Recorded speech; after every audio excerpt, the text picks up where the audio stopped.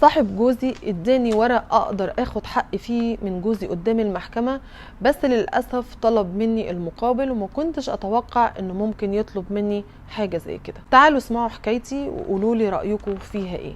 ولا يحلى الكلام إلا بذكر النبي عليه أفضل الصلاة والسلام. وصاحبة المشكلة بتقول أنا متجوزة من 10 سنين، شفت كل أنواع الذل وكل أنواع الإهانة، خلفت ولد وبنت وعشت وأنا مذلولة مع جوزي، ضرب وإهانة ومرمطة وبخل في العواطف وبخل في الفلوس وكل شيء. وطبعا مش قادرة أعمل حاجة لأن ما كانش ليا حد يقف معايا لأن أبويا وأمي ماتوا. قعدت عايشه وقعدت استحمل معاه كتير، كل شويه كنت بكلمه واقول له مش هينفع اللي انت بتعمله ده، حاول تتصلح، احنا بقى عندنا اولاد، وهو مفيش فايده. وفي الاخر بدا يشرب مخدرات وبدا يشرب خمره ويكلم ستات ويعمل حاجات غريبه، وكان بيسيب البيت وبيقعد بره بالساعات وبيجي وش الصبح. اخر ما زهقت منه وحاولت ان انا اصلح منه ومفيش فايده، طلبت منه الطلاق. اول ما طلبت منه الطلاق بص لي كده باستهزاء وقال لي طبعا انا مش هطلقك.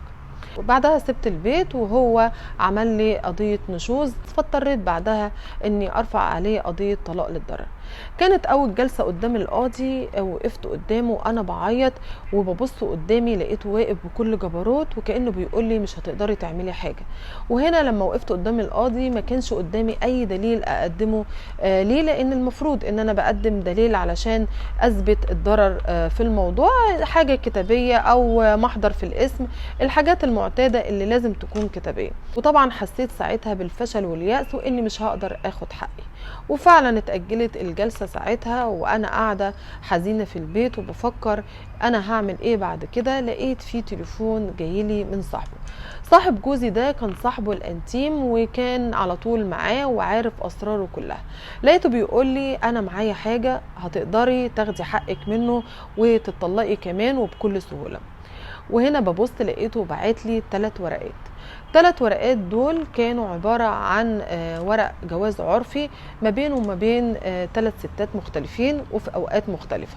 كلمت صاحبه وقلت له ايه مصلحتك في ده، وطبعا انا ما بصيتش في العقود وقريتها غير اني قريت بيانات جوزي وبيانات الستات اللي موجوده، وما خدتش بالي ان الشاهد الوحيد هو صاحبه. وفعلا صاحبه ساعتها قال لي انا اللي كنت بشهد على العقود، واخر عقد عندك هو عقد الجواز على طليقتي، وانا قررت انتقم منه لانه ما عملش حرمه ليا ولا عمل خاطر ليا، وبعد ما طلقتها اتجوزها وانا حسيت ان هو كده جه على كرامتي.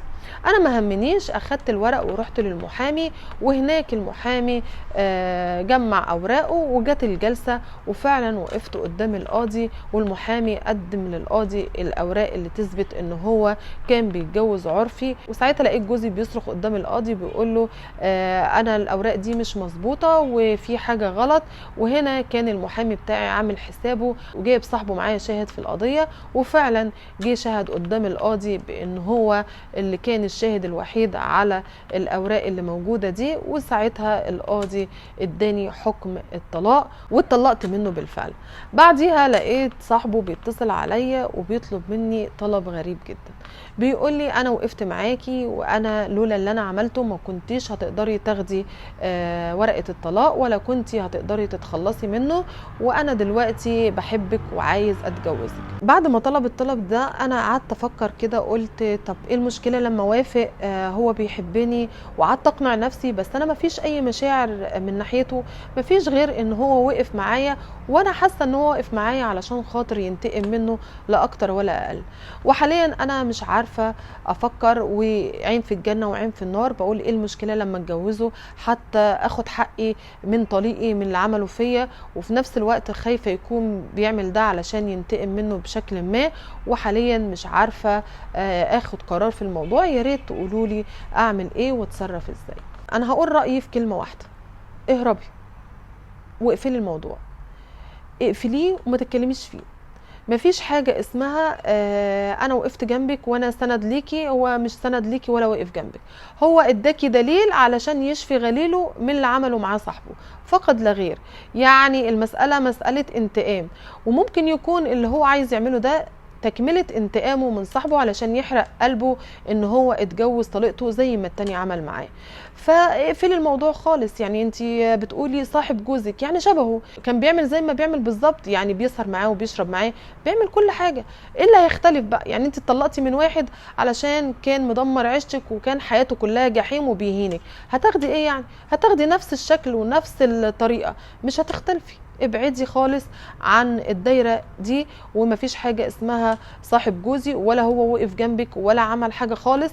من حقك تتجوزي بس تتجوزي حد بره دايرته، وتجوزي حد مختلف، حد يراعي ربنا فيكي ويراعي اولادك، وتقدري تجيبي اب تاني للاولاد. لان اللي سمعته منك ده واحد ضميره ميت وما بيفكرش الا في نفسه واناني.